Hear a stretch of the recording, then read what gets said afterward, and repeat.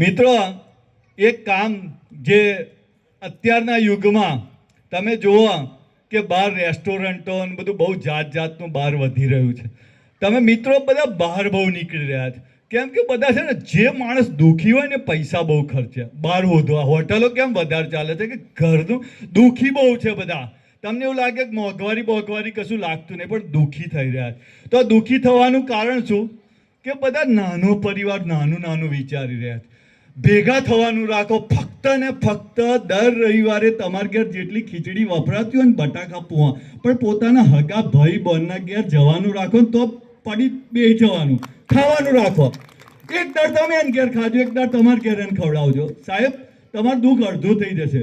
આ છોકરીને હુવાવડ કે ખાટલે આવે ને, કહો તો દવાખાનામાં દાખલ થાય ને તો ટિફિન હાલવાય કોઈ જોડે અત્યારે જતું નહીં. આ કેટરિંગ કમ વધ્યા કે રાતે આપણે રવડે ભજીયા ખાતા હતા બધા, હવે બધું બંધ થવા માંડ્યું.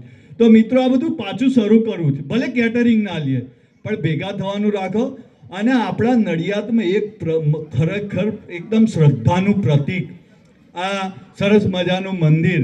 જો મિત્રો, પહેલાં કેવું મંદિર હતું ને અત્યારે આ ટીમ, જેમ આપણા ભારતની મિસાઇલો છે ને, બ્રહ્મોસ, પૃથ્વી, એમ આ બિપિનભાઈની મિસાઇલ અને એમની ટીમ જોવા મિત્રો, કલ્પેશભાઈ, રૂપેનભાઈ. સાહેબ, રાત્રે 11 વાગે ફોન આવ્યો બિપિન કાકાને, કામ હતું. પછી અમારી બેન વાત થઈ, તો મેં કીધું કાકા કશું કોમ હોય કહું તો કે મારી ટીમ અહીં બેઠી છે. મેં તો મને 11 માં બહાર ના મોકલતા અંદર રાખજો. એટલે મિત્રો, હમણાં જે આપનો પરિચય અને આજે જે પાટોત્સવ યોજાયો, શું કહેશો? મારું નામ દુષ્યંતભાઈ ચંદુભાઈ પારેખ, નડિયાદ શ્રી લીંબત માતા મંદિર ટ્રસ્ટ દ્વારા 17મા પાટોત્સવની આજે ઉજવણી થઈ રહી છે. સમગ્ર ઉજવણી દરમિયાન સવારથી કાર્યક્રમો ચાલુ હતા. સવારથી માતાજીનું નવચંડી હવન ચાલુ, ત્યારબાદ શ્રીફળ ને નારિયેળ હોમાયા, ત્યારબાદ માતાજીની ભક્તિ દ્વારા આરતી કરવામાં આવી. અને આ સમગ્ર જે કાર્યક્રમ થયો તેના મુખ્ય યજમાન શ્રી હરીશભાઈ એમ પારેખ, JNJ કોલેજ વાળા, તથા અત્યારે લીંબત માતા મંદિર ટ્રસ્ટના જે ટ્રસ્ટીઓ છે અને કાર્યકરો છે, તેમના દ્વારા આ તમામ જે આમંત્રિત મહેમાનો અને સ્ટેજ પરના જે મહેમાનો હતા તેમનું હાર્દિક અભિવાદન તેમજ સ્વાગત કરવામાં આવ્યું. દર વર્ષે આ રીતે સમગ્ર કાર્યક્રમનું સંચાલન કરવામાં આવે છે. અને આમ રંગે ચંગે શ્રી લીંબત માતા મંદિર ટ્રસ્ટ દ્વારા સમગ્ર સમાજના માણસો અત્રે એકત્રિત થઈ અને ભોજન પ્રસાદી લઈ અને છૂટા પડે છે. દર વખતે આ રીતે કાર્યક્રમો થાય છે. અને આ રીતે જ માતાજીનો પ્રભાવ અમારા સમાજ પર સારો પડે છે અને સમાજના દરેક વ્યક્તિને આર્થિક, સામાજિક તેમજ માનસિક શાંતિ પણ આપે છે. તેવી રીતે આ સમગ્ર સમાજનું માતાજી દ્વારા અમારે જે અભિવાદન થાય છે એ બદલ લીંબત માતા મંદિર ટ્રસ્ટ તમારો સર્વનો આભાર માને છે.